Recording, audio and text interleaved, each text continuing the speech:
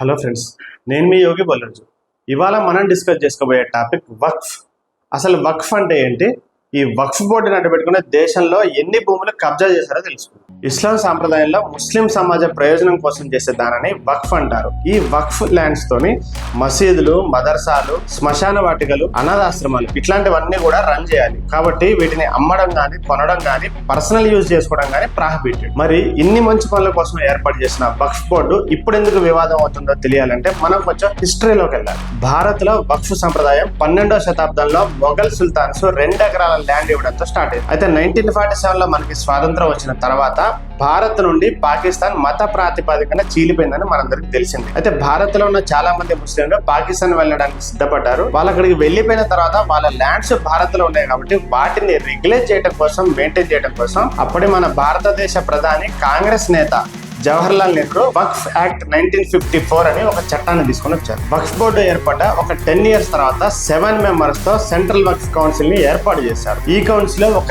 MP, MLA, IAS officer, town planar, Islamic scholar, advocate ఇట్లా 7 members ఉంటారు. ఇందులో twist ఏంటంటే వీళ్ళందరూ ముస్లింసే ఉండాలి. అదే రూల్. ఈ చట్టాన్ని 1995 లో కాంగ్రెస్ పార్టీ నుంచి మన దేశ ప్రధానమంత్రిగా ఉన్న పివి నరసింహారావు అమెండ్మెంట్ చేసి స్టేట్ వక్ఫ్ బోర్డులో ఏర్పాటు చేసి అన్లిమిటెడ్ పవర్స్ ఇచ్చారు. మళ్ళీ 2013లో మన దేశంలో కాంగ్రెస్ పార్టీ అధికారంలో ఉన్నప్పుడు ప్రధానమంత్రిగా ఉన్న మన్మోహన్ సింగ్ 2013లో అమెండ్మెంట్ చేసి ఇంకొన్ని పవర్స్ ఇచ్చారు. ప్రస్తుతం మన దేశంలో వక్ఫ్ బోర్డులు దాదాపు 32 ఉన్నాయి. అయితే ఈ వక్ఫ్ ల్యాండ్స్ కి ఇచ్చిన స్పెషల్ ప్రివిలేజ్ ఏంటంటే ఒక్కసారి వక్ఫ్ కి ఇచ్చిన ల్యాండ్ మళ్ళీ తిరిగి తీసుకోవడం కుదరదు. Once a waqf is always a waqf. అయితే అసలు గొడవ ఎక్కడ వచ్చిందంటే మన దేశ రాజధాని ఢిల్లీ నుంచి తమిళనాడులోని ఒక చిన్న విలేజ్ గల్లీ వరకు కూడా కొన్ని వేల ప్రాపర్టీస్ ని ఈ వక్ఫ్ బోర్డు కబ్జా చేసుకుంది. सर बेट द्वारका के 2 द्वीपों पर दावा ठोक दिया है. क्या भगवान कृष्ण से पहले इस्लाम धर्म आ गया था? क्या भगवान कृष्ण से पहले इस्लाम धर्म आ गया था? सर यही नहीं, कल क्या आनंद भवन और नेशनल हेरिटेज पर आकर मैंने अभी बार सुना था कि आनंद भवन और नेशनल हेरिटेज पर वक्फ बोर्ड अपना दावा ठोकने वाले हैं. तो दे दोगे क्या?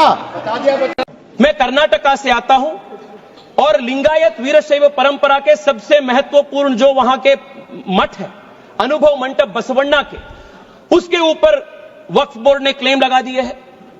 विजयपुरा डिस्ट्रिक्ट में, एक ही डिस्ट्रिक्ट में 15,000 एकड़ जमीन का कब्जा वक्फ बोर्ड ने किया है. इन वन डिस्ट्रिक्ट 15,000 एकड़. सर किसानों के जमीन. सर आप सोचिए, जिस जमीन पे आप हजारों साल से आपके पिताजी, आपके बुजुर्ग लोग वहां खेती किए हैं, वहां उनका देहांत हुए हैं, वहां जहां सब कुछ आपके परिवार का है, उसी जमीन पे आपको वक्फ बोर्ड ने रातों रात एनक्रोचर डिक्लेयर कर दिया है. सर कर्नाटका में 4-5 ऐसे डिस्ट्रिक्ट है जहां सीरीज में आत्महत्या हो चुकी है फार्मर्स के. This is the result of this 2013 draconian amendment, sir. Delhi నగరంలోనే సెంట్రల్ గవర్నమెంట్ ఏజెన్సీస్ పరిధిలో ఉన్న 200 ప్రాపర్టీస్ ని మావే అని ఈ వక్ఫ్ బోర్డు క్లెయిమ్ చేసుకుంది. అంతేకాకుండా మొఘల్ చక్రవర్తి హుమాయూన్ సమాధితో పాటు 150 రకాల హెరిటేజ్ ప్లేసెస్ ను కూడా మావే అంటూ వక్ఫ్ బోర్డు క్లెయిమ్ చేసుకుంది. పైగా వాటిని ఆర్కియాలజికల్ సర్వే ఆఫ్ ఇండియా అక్రమంగా స్వాధీనం చేసుకుందని కూడా ఆరోపిస్తుంది. అక్కడ దాకా ఎందుకు, రీసెంట్ గా ప్రయాగ్రాజ్ లో మహాకుంభమేళ జరిగిన ల్యాండ్ కూడా వక్ఫ్దే అంటూ ఒక ముస్లిం గ్యాంగ్ యూపీలో క్లెయిమ్ చేసి. ఇక ఉత్తరప్రదేశ్ రాష్ట్రానికి వస్తే ఆ రాష్ట్రంలో వక్ఫ్ బోర్డు క్లెయిమ్ చేసుకున్న ల్యాండ్స్ లో 78% కూడా యూపీ గవర్నమెంట్. తమిళనాడులో తిరుచంద్రి అనే విలేజ్ లో 1500 ఏళ్ల నుండి సుందరేశ్వర్ టెంపుల్ తో పాటు రాజగోపాల్ అనే ఒక రైతు ల్యాండ్ ను కూడా వక్ఫ్ బోర్డు క్లెయిమ్ చేసింది. ఆ రైతు తాను తీసుకున్న లోన్ రీపేమెంట్ చేయడానికి తన పొలం అమ్ముకోవడానికి వెళ్తే ఆ ల్యాండ్ వక్ఫ్ బోర్డు కిందనే ఉందని, వక్ఫ్ బోర్డు నుండి ఎన్ఓసి తీసుకొస్తేనే తప్ప ఆ ల్యాండ్ అమ్మడం కుదరదని తెలుసుకున్న రైతు మెంటల్ గా, ఫిజికల్ గా డిప్రెస్ అయ్యాడు. ఇక్కడ డిప్రెస్ అయింది ఒక రైతే కాదు, ఆ విలేజ్ మొత్తం. ఎందుకంటే ఆ విలేజ్ మొత్తం వక్ఫ్ ల్యాండ్ అని చెప్పి వక్ఫ్ బోర్డు క్లెయిమ్ చేస్తుంది. ఇక సూరత్ కొద్దాం. సూరత్ లో మున్సిపల్ కార్పొరేషన్ బిల్డింగ్ కూడా మాదే అంటూ మొఘల్ టైం పీరియడ్ లో ఇది యాత్రికులకు సత్రంగా పనిచేస్తుందని వక్ఫ్ బోర్డు క్లెయిమ్ చేసింది. వాళ్ళ వాదన ఎట్లా ఉందంటే ఇది మొఘల్స్ నుంచి బ్రిటిష్ వాళ్ళ దగ్గరకు వచ్చిందట. బ్రిటిష్ వాళ్ళ నుంచి మనకి స్వాతంత్రం వచ్చాక ఇండియన్ గవర్నమెంట్ కి ట్రాన్స్ఫర్ అయిందట. కానీ దాని ఓనర్షిప్ మాత్రం వక్ఫ్ బోర్డు కిందే ఉందని చెప్పి గుజరాత్ వక్ఫ్ బోర్డు క్లెయిమ్ చేసింది. Once a waqf is always a waqf అని అనౌన్స్ చేసింది. ఇట్లనే కేరళలో ఎర్నాకుళం జిల్లా మునబో అనే గ్రామంలో హిందూస్ అండ్ క్రిస్టియన్స్ ఫ్యామిలీకి సంబంధించిన 404 ఎకరాలు, తరతరాలుగా ఉంటున్న 404 ఎకరాలను కూడా వక్ఫ్ బోర్డు క్లెయిమ్ చేసింది. క్లెయిమ్ చేస్తే వాళ్ళంతా కూడా రోడ్లెక్కి ఒక మాస్ ప్రొటెస్ట్ చేశారు. అందుకే కేరళ చర్చెస్ కౌన్సిల్ వక్ఫ్ అమెండ్మెంట్ బిల్ కి మద్దతు ఇస్తూ ఒక అఫీషియల్ లెటర్ రిలీజ్ చేసింది. జస్ట్ ఇమాజిన్, మన తల్లిదండ్రులు జీవితాంతం కష్టపడి మనకు ఒక ఇల్లు కట్టిస్తే దాన్ని వక్ఫ్ బోర్డు క్లెయిమ్ చేసుకుని లాక్కుంటే ఏంటి పరిస్థితి? అసలు మన ఫ్యూచర్ జనరేషన్ ఎలా బతుకుతుంది? అసలు ఈ వక్ఫ్ చట్టం హిందువుల ఆస్తులు దోచుకోవడానికి వచ్చిన ఆయుధం అని కూడా ఎన్నో ఆరోపణలు ఉన్నాయి, విమర్శలు. శ్రీకృష్ణుడి ద్వారక నుంచి మొదలు పెట్టుకొని గుడి, బడి, హాస్పిటల్ వివాదాలని పరిష్కరించే కోర్టు, రైల్వే స్టేషన్, ఇట్లా ప్రతి ల్యాండ్ ను కూడా వక్ఫ్ బోర్డు క్లెయిమ్ చేసుకుంది. ఇట్లా చెప్పుకుంటూ పోతే వందల వేల వివాదాలు.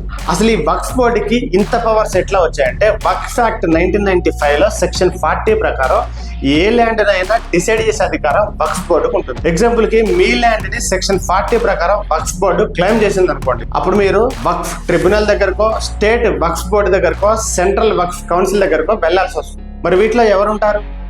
అందరూ ముస్లింలే కదా. ముస్లింలు మీకు ఫేవర్ గా ఎందుకు డెసిషన్ తీసుకుంటారు? ఇప్పటికైనా వక్ఫ్ బోర్డు అధికారాలు కట్ చేయకపోతే మన భవిష్యత్ తరాలకు ఒక్క అంగుళం భూమి కూడా మిగలదు. మన దేశంలో డిఫెన్స్ అండ్ రైల్వే డిపార్ట్మెంట్ తర్వాత లార్జెస్ట్ అసెట్స్ ఉన్నది వక్ఫ్ పరిధిలో. ప్రస్తుతం మన దేశంలో దాదాపు 8.72 లక్షల ఆస్తులు వక్ఫ్ కంట్రోల్లో ఉన్నాయి. ఇవన్నీ 9,40,000 ఎకరాల్లో విస్తరించి ఉన్నాయి. వీటి విలువ 1.20 లక్షల కోట్లు. ప్రస్తుతం సెంట్రల్ లో ఉన్న బీజేపీ గవర్నమెంట్ ఈ వక్ఫ్ అమెండ్మెంట్ బిల్లుని లోక్సభలో, రాజ్యసభలో పాస్ చేసింది. మాపో రాష్ట్రపతి ఆమోద ముద్రతో అమల్లోకి వస్తుంది. దీంట్లో ఏ డౌట్ లేదు. కానీ సవరణ బిల్లులో ఏముంది? ఎందుకు కాంగ్రెస్ కూటమితో పాటు కొన్ని ముస్లిం సంఘాలు గొడవ చేస్తున్నాయి? నిజంగా ఈ చట్టం ముస్లింల ఆస్తులు లాక్కుంటుందా? ఈ కొత్త సవరణలో మనం ఇందాక మాట్లాడుకున్న సెక్షన్ 40ని ఫస్ట్ తీసేసింది. సెక్షన్ 3లో ఉన్న వక్ఫ్ బై యూజర్ అనే పదాన్ని కూడా తీసేసి వక్ఫ్ గా భూమిని దానం చేసే వాళ్ళు ముస్లింలు అయి ఉండాలి. ఒకవేళ మతం మారితే ఖచ్చితంగా 5 సంవత్సరాల పాటు ముస్లిం మతాన్ని ప్రాక్టీస్ చేసిన వాళ్ళు అయి ఉండాలని రూల్ తీసుకొచ్చి, దీనివల్ల హిందూ, క్రిస్టియన్, బుద్ధ్, జైన్ లాంటి ఇతర మతాల ల్యాండ్స్ లాక్కోవడం కుదరదు. తర్వాత గవర్నమెంట్ ప్రాపర్టీస్ లో ఏదైనా వక్ఫ్దా కాదా అనే డిస్ప్యూట్ వచ్చినప్పుడు దాని నిర్ణయాధికారం కలెక్టర్కే వదిలేసింది. వక్ఫ్ బోర్డు సర్వే అధికారం అప్పట్లో ముస్లిం అధికారులకే ఉండేది. ప్రస్తుతం ఆ సర్వే అధికారాన్ని జిల్లా కలెక్టర్కి ఇచ్చారు. అది కూడా స్టేట్ రెవెన్యూ లాస్ పరిధిలోనే. సెంట్రల్ వక్ఫ్ కౌన్సిల్ లో 2 నాన్ ముస్లింలను పెట్టారు. ఎందుకంటే హిందువుల భూమిలో, క్రిస్టియన్ల భూమిలో వివాదంలో ఉన్నప్పుడు కౌన్సిల్ మొత్తం ముస్లింలే ఉంటే వన్ సైడ్ ఫేవర్ అయ్యే అవకాశం ఉంటుంది కాబట్టి అందుకే 2 నాన్ ముస్లింస్, వాళ్ళతో పాటు 2 మహిళలు కూడా పెట్టారు. అట్లనే స్టేట్ వక్ఫ్ బోర్డు లో 2 నాన్ ముస్లింలతో పాటు 2 మహిళలను కూడా పెట్టారు. మిగతా మెంబర్స్ లో ముస్లింలలో వెనకబడిన వాళ్ళు, బోహరా, అగా ఖానీ లాంటి వెనకబడిన కులాల వాళ్ళని కూడా చేర్చుకోవాలని సూచించారు. ఇక ట్రిబ్యునల్ విషయానికి వస్తే ఒక జిల్లా జడ్జిని, ఒక గవర్నమెంట్ ఆఫీసర్ ని పెట్టాలి. ట్రిబ్యునల్ తీర్పు నచ్చకపోతే 90 రోజుల్లో హైకోర్టుకి వెళ్ళొచ్చు. వక్ఫ్ భూముల రిజిస్ట్రేషన్, అకౌంట్స్ వేయడం లాంటివన్నీ కూడా కేంద్ర ప్రభుత్వ పరిధిలో ఉన్న కాట్ కిందకి తీసుకొని వచ్చారు. ఇకపై రిజిస్ట్రేషన్ కూడా డిజిటలైజ్ చేయాలని సూచిస్తున్నారు. అంతే తప్ప వక్ఫ్ బోర్డుని ఏమైనా రద్దు చేశారా? లేదు కదా. నాకు తెలిసి ఈ సవరణ బిల్లు తీసుకురావడం అవసరం, తప్పనిసరి. ఫ్రెండ్స్, నా వీడియో మీకు నచ్చితే లైక్ చేయండి, కామెంట్ చేయండి, షేర్ చేయండి, నా ఛానల్ని సబ్స్క్రైబ్ చేయండి.